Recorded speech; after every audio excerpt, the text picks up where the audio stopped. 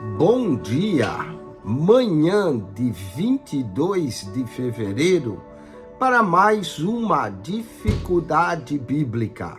E essa é a nossa dificuldade de número 784. Estamos falando de dificuldades no livro de Gênesis. Vamos ler Gênesis capítulo 6, verso 7, aonde lemos assim: E disse o Senhor: Destruirei de sobre a face da terra o homem que criei, desde o homem até o animal, até o réptil, até as aves do céu, porque me arrependo de os haver feito. Olha só como é que Deus fala isso, né? Arrependeu-se o Senhor ter feito o homem e pesou-lhe em seu coração, de acordo com o verso 6. Como é que é? Deus se arrepende? Será que essa linguagem, Deus se arrepende, não é uma linguagem incorreta quando se usa para Deus? E qual é a outra dificuldade? O que os animais têm a ver com isso para merecer a ira de Deus? Vamos à solução dessa dificuldade.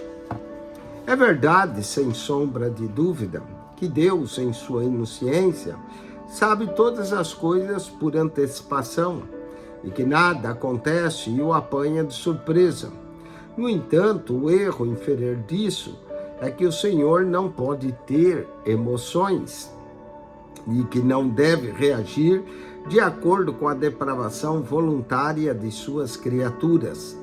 As Escrituras jamais apresentam Deus como um ser impassível, incapaz de mostrar tristeza ou ira, mas, bem ao contrário, o Senhor é um Deus que se preocupa, interessa, ama os seus filhos, desde Adão até mesmo os filhos mais ingratos, que zombam dele e de suas promessas graciosas e tripudiaram sobre a sua misericórdia. As profundezas aqui da corrupção da raça humana havia mergulhado nos dias de Noé eram de fato revoltantes diante do Senhor, do Deus de justiça e santidade, pelo que o Todo-Poderoso vai reagir perante esses excessos provocadores de sua ira, segundo a exigência de sua própria pureza. Ele lamentou ter sim criado uma geração tão abominável de pervertidos morais que se haviam convertido os seres humanos antediluvianos. Então, quando disse arrependeu o Senhor, do hebraico Harihanim, e vem do Nifal de Naham. Certamente, aqui encontramos algo antropomórfico, como Deus assumindo formas humanas, ou ainda antropopático, quer dizer, Deus sentindo sentimentos humanos, visto que isso serve para comunicar a reação de Deus face ao pecado, mediante uma analogia, portanto, é uma linguagem analógica, como se o Senhor fosse um ser humano. Assim, quando a Bíblia se refere a Deus como tendo mãos, olhos, boca, como se ele dispusesse de um corpo físico dotado de órgãos, braços, pernas, isso descreve o que nós chamamos de antropomorfismo, dar formas humanas a Deus. É claro que o elemento surpresa diante do inesperado que não se aguarda é impossível de verificar num ser onisciente. Todavia, sua resposta à humanidade envolveu um ajuste necessário, a mudança que se verificou na atitude da mesma para com Deus, a quem os homens haviam abandonado, visto que os seres humanos teimosamente rejeitaram ao Senhor e dele se escarneceram. A vontade foi necessária que Deus também os desprezasse e os julgasse. Qualquer alteração na atitude do povo para com todo poderoso requeria uma mudança correspondente de atitude de Deus para com a humanidade. Mudança essa que se expressa nessa palavra hebraica ninram, que é arrepender-se ou sentir tristeza por causa de mudar de ideia a respeito de. De modo semelhante, no tempo de Jonas está registrado a respeito de Deus que ele se arrependeu, novamente ninram, do julgamento que ameaçara trazer sobre a cidade de Nínive, visto haver o Senhor e observado o arrependimento sincero e ardoroso dos ninivitas, desde o profeta haver pregado a eles a mudança de atitude deles para com o Senhor, fez com que fosse apropriado que o Todo-Poderoso também mudasse a sua atitude para com os mesmos. Portanto, para enorme desgosto de Jonas, Deus permitiu que 40 dias passasse e cancelou a destruição que ameaçara trazer-lhes. Isso demonstra que o Senhor pode mudar sua reação, seus planos, deixando de lado a severidade para tratar do ser humano com graça e misericórdia, desde que as pessoas se acheguem em arrependimento e súplica.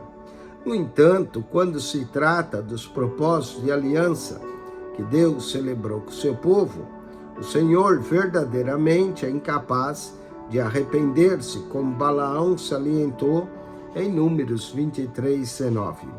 Deus não é homem para que minta, nem filho do homem para que se arrependa. Porventura, tendo ele prometido, não o fará? Ou tendo ele falado, não o cumprirá? O contexto aqui dessa passagem diz respeito ao firme propósito de Deus, no sentido de abençoar a Israel.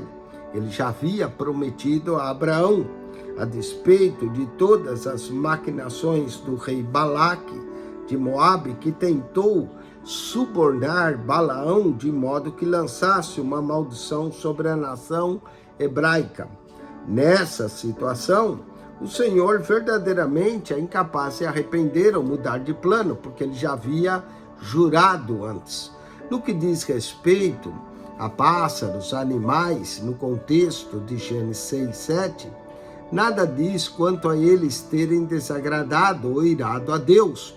Por isso, não se justifica que se interprete o propósito do julgamento como estando igualmente dirigido a eles, como se pertencesse a uma raça depravada dos homens. Era apenas uma consequência inevitável do dilúvio vindouro. Ele iria destruir não só a humanidade, mas também toda a criação animal que vivesse no ambiente do homem. O pronome os refere-se, na verdade, aos homens, Ha-Hadam, ou a raça humana, e não às várias espécies de aves e bestas que viviam ao lado da humanidade. Na verdade, a solicitude de Deus quanto à sobrevivência de todas as espécies de aves e animais expressou-se na ordem que lhe deu a Noé, para que preservasse pelo menos um casal de todas as formas de vida para que se propagassem. Olha, bem interessante essa dificuldade de hoje. Eu espero que você tenha entendido o julgamento de Deus sobre o dilúvio e acrescentar que nunca é a culpa de Deus de julgar o homem. A culpa é do homem, o homem que é pecador, o homem que se distancia de Deus e depois quer colocar a culpa em Deus.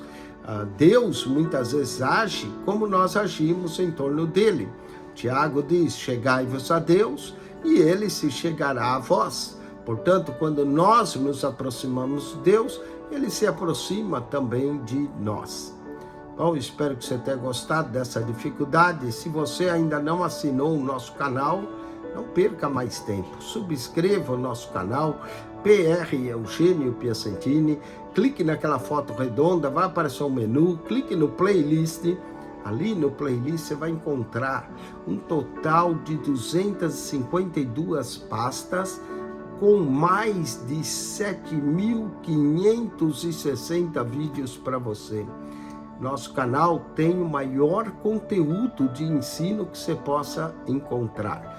Aqui nós não falamos mal de líder evangélico, aqui não há fuxico gospel, aqui pregamos-lhe a palavra de Deus. PR Eugênio Piacentini, o canal da Bíblia, para a sua edificação, para que você aprenda mais da palavra de Deus. PR Eugênio Piacentini, o canal da Bíblia. Subscreva.